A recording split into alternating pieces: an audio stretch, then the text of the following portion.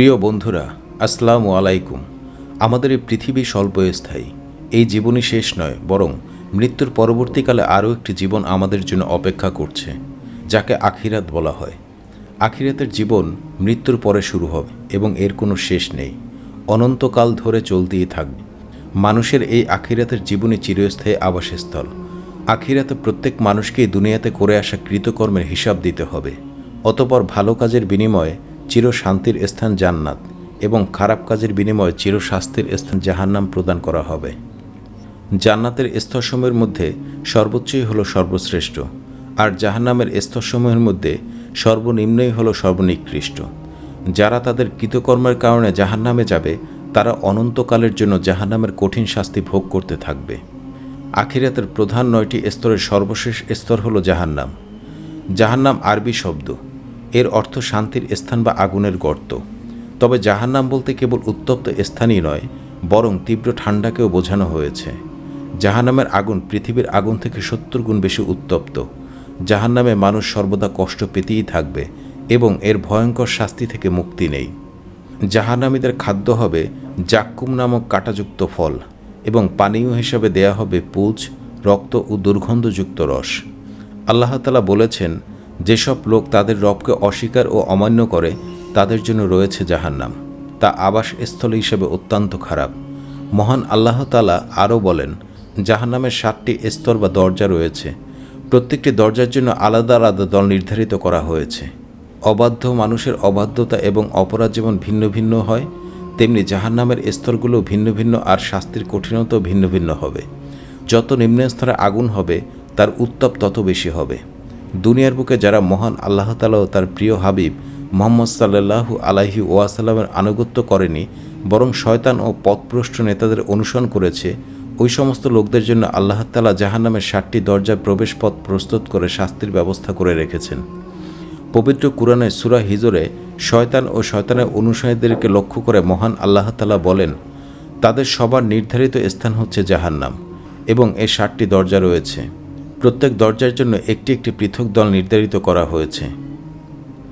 তাফসিরে ফুতুল কাদির গ্রন্থের বর্ণনা অনুযায়ী জাহান্নামের 7টি স্তর ধারাবাহিকভাবে বর্ণনা করা হলো। প্রথম স্তর হচ্ছে জাহান্নাম।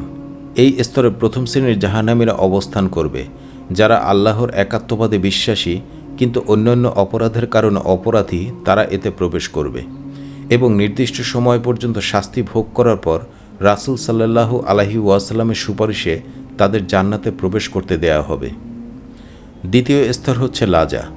লাজা শব্দের অর্থ এমন আগুন যার মধ্যে অগ্নিশিখা থাকবে।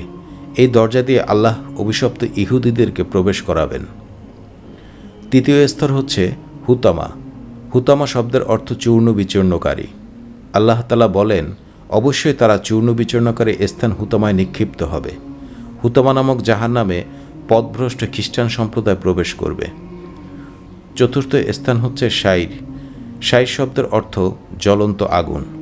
যারা প্রথমে 70 দিনের অনুসারী ছিল, পরে তারা ফেরেশতা ও তারার পূজা করে, এবং যারা কোনো ধর্মের অনুসরণ করে না, তারা হলো সাইরি সম্প্রদায়। আর সাইরি সম্প্রদায় এই দরজা দিয়ে প্রবেশ করবে। পঞ্চম স্তর হচ্ছে সাকার। সাকার শব্দের অর্থ আগুনের প্রচণ্ড তাপ। আল্লাহ তাআলা সূরা মুদ্দাসসিরের 27 নং আয়াতে বলেন, আমি তাদেরকে প্রবেশ করাবার প্রচণ্ড তাপ বিশিষ্ট সাকারে, তাদেরকে অক্ষত রাখব না এবং ছেড়েও দেব না।